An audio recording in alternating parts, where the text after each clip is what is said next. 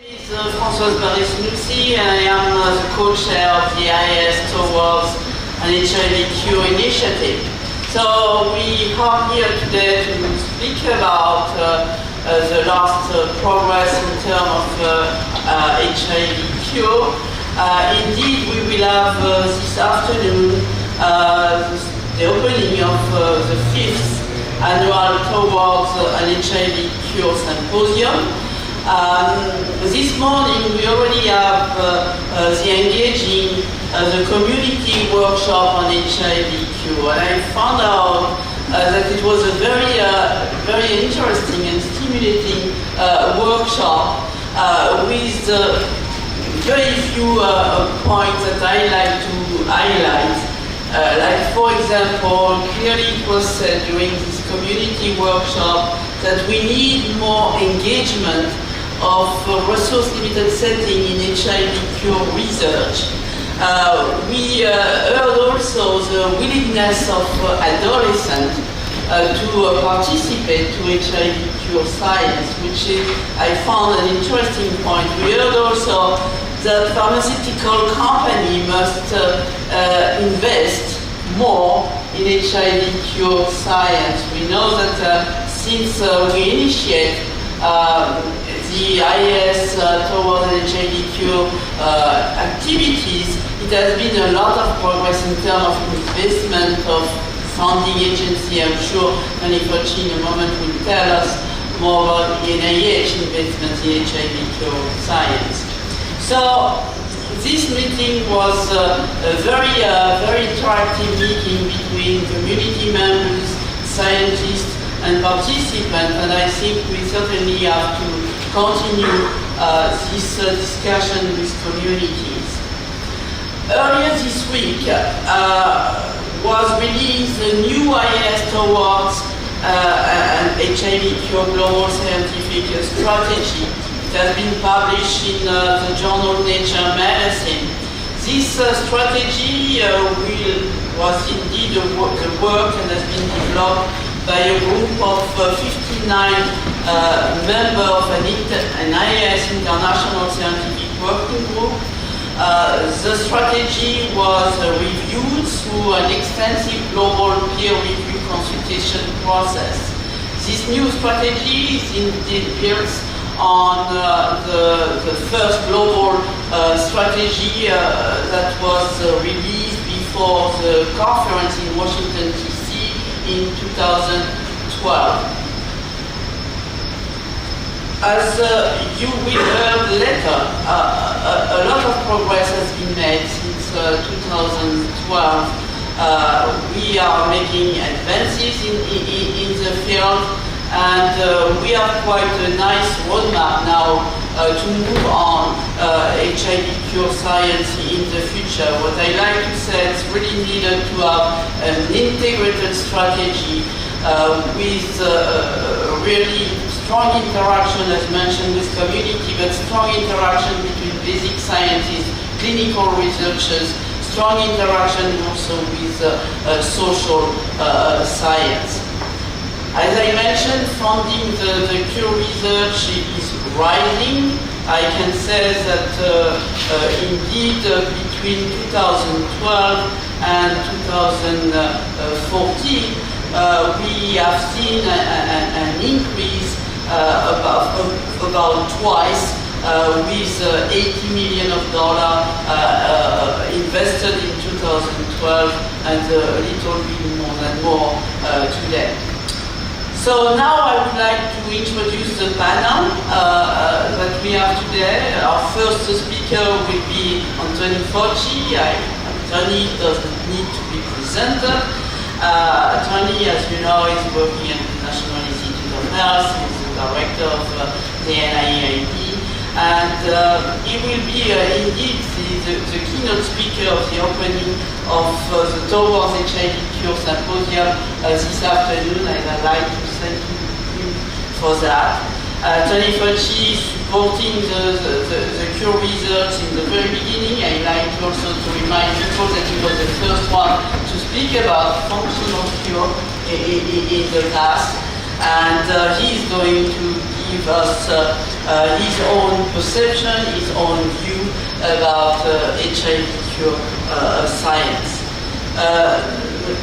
Tony will be followed by my two co-chairs and friends, Sharon and Steve Deeks. We are working together since the very beginning on this Towards an HIV Cure initiative. Sharon and Steve has been very much involved in the development of the updated global scientific strategy, and they will tell us about the key recommendation in this strategy. They will be followed by Jintanat. Jintanat is working now at the US military HIV research program. She is very much involved in HIV cure research, but she's also an expert on it, and pediatric HIV, and she will give us a brief overview of HIV cure research in pediatric population. And the last panelist is Guilio Maria Corbelli. He is from European AIDS Treatment Group, and he will give us the perspective of the HIV community. So I will ask now the panelists to give brief remarks, and we will start, as I said, with Tony. Thank you. It's a pleasure to be here with you this afternoon, and as you probably know, I'll be giving a lecture in a short while to broadly talk about the field of cure research. And what I'd like to do with the 3 minutes that I'm going to have now is maybe sort of summarize briefly some of the fundamental concepts and leave you with some messages. Science in HIV/AIDS has brought us a long way, particularly in the arena of treatment, where we now, as we all know, have treatments which, when used appropriately, can actually dramatically prolong the lives of HIV-infected individuals. That's one of the, I think, most important advances we've made in biomedical research in any field. However, the field of the science of a cure is going to be very challenging. Certainly not impossible, but very challenging for reasons that we realize now because of the very special nature of HIV. The special nature of the virus and how it attacks the body, how it integrates itself into our cells, and how the immune response to HIV, unlike virtually any other virus, is not adequate. So one of the points I'm going to be making in my lecture that I'll have the opportunity, if you're there, to expand on in the lecture, is that when I think of a cure, I don't use the cure as the umbrella term. I use sustained virological persistence. And that is two ways to approach that. One is the elimination of the virus, and two is to control the virus without its complete elimination by a variety of means, particularly immunological means. Now, in the field of cure research, for decades, and I believe we did the first experiment about 20 years ago where we tried to flush out the virus from the body by activating the entire immune system, and we were unsuccessful. Thus far, every other attempt has been unsuccessful in doing that. Does not mean that that is impossible to do, but it tells us, because so many good people have been working on this, that this is not going to be an easy task.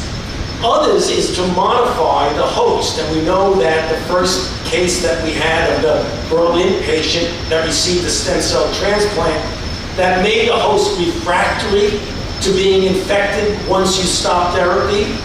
It is impractical to think we're going to do that with millions of people, but issues such as gene editing is an area that is very exciting and that may be applicable to more than just a few people if it's perfected.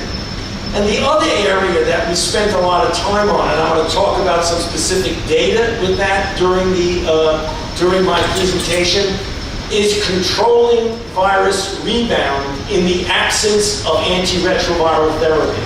That doesn't mean in the absence of everything, but it means the ability to withdraw. And there are three ways to do that.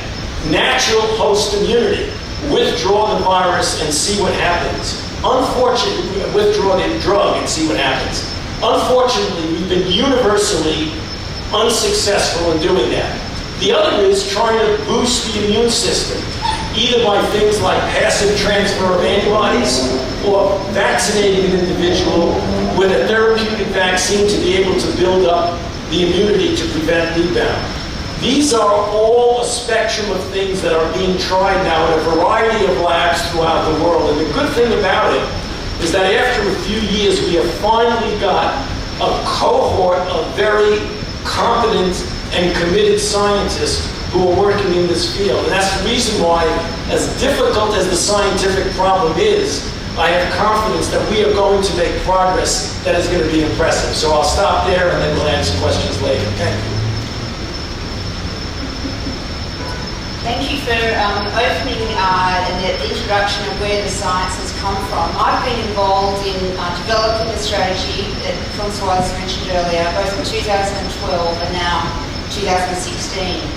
And I thought I would spend a bit of time talking about where the advances have been in the last 4 years. You heard earlier from Dr. Fauci how hard this effort is, but there have been some advances. The first thing is around terminology. So we speak about a cure.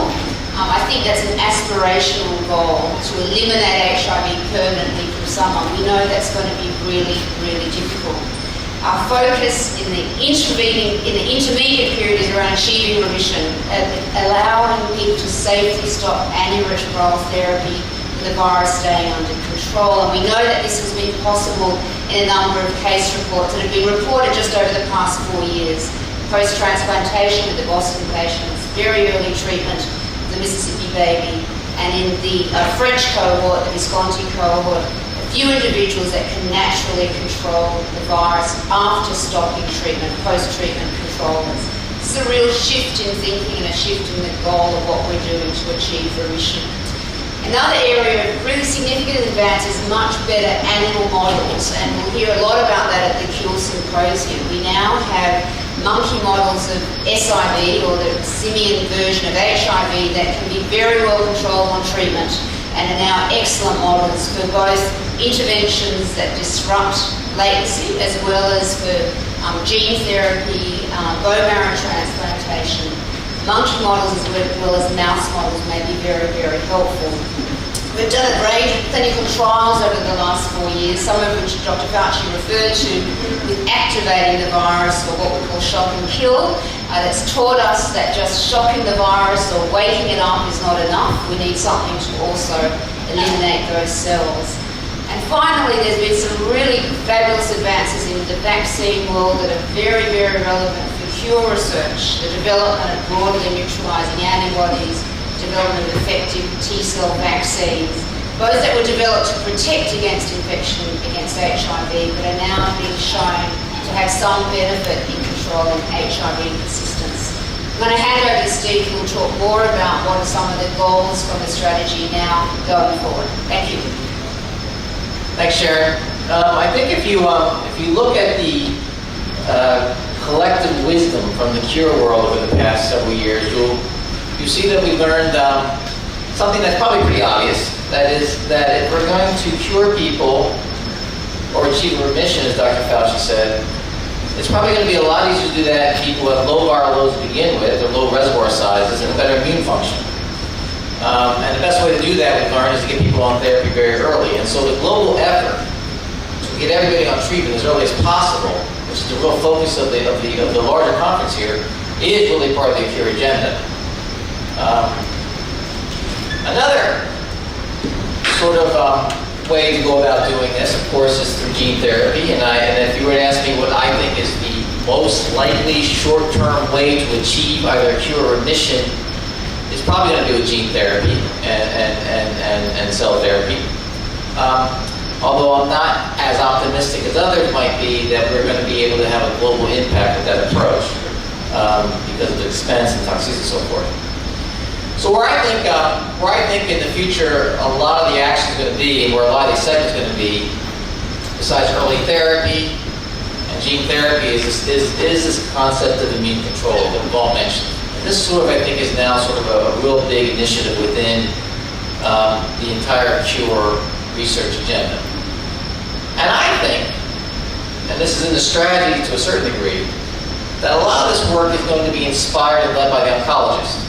And I think it's a really important point. If you actually look at what oncologists have done, they are dealing with a persistent disease that is hard to detect, hard to quantify, that ultimately should be controlled by the immune system, but it's not controlled by the immune system. And the oncologists have figured this out, and they figured out how to actually, in some people, many people now, to overcome those obstacles and make the immune system work better. And they're doing it through a variety of different interventions that are proving to be highly effective. The similarity between what that group is doing and what we in the HIV field are doing is in my mind, remarkable. Okay, so we have the same problem. We have a disease that persists. It should be controlled by the immune system. It's hard to detect. There are the same kind of barriers, particularly chronic inflammation, that provides a potential barrier to a cure. So I think going forward in the future, a lot of the effort, a lot of the progress will hopefully come as these two disciplines and other disciplines come together. And specifically, as we learn how to develop vaccines that are actually able to improve the ability of the immune system to work against HIV, and vaccine adjuvants, and immune-modifying therapy, which is exactly what's happening in the oncology world with so success. So I'm a bit more optimistic that we will be able to ultimately achieve a remission, not a full cure, through this pathway, and that ultimately we will have a combination approach which will work where I live in San Francisco as well as here in Durham. And with that, I'll turn it over to Jintanat. So, for children, there are now 4 million children living with HIV around the world, and each day 600 are newly infected. HIV remission and cure is especially desirable for children. They face taking HIV medications lifelong from a young age. And every parent knows how difficult it is to give a child the same medications on time every single day. Stigma for children, for teenagers, is particularly difficult for them to deal with. So having a remission, having a cure, would have an enormous impact on these children's lives. As a pediatrician, I'm hopeful for these children for 3 reasons. One, in children, we know the timing of infection in most, which is at birth. This gives us a unique opportunity to treat fast and control the virus. Second, the children's developing immune system may make it harder for HIV to grow and hide in the body. Third, children are more able to make new immune cells, and they might be able to respond better to vaccines or immune therapies that we might one day use for cure. And we've seen in children who are treated very early, like the Mississippi child, that this is the hope that we have. So to pursue cure research in children, it's clear that we need more studies to try to understand how the developing immune system affect how HIV hides in the body. We also need new technologies that would require just tiny amount of bloods from small children to study these important factors. And finally, I think it is so important that we treat infants and children immediately with HIV medications, because this will save their lives and preserve their health and will lay the groundwork for a future cure in this vulnerable population.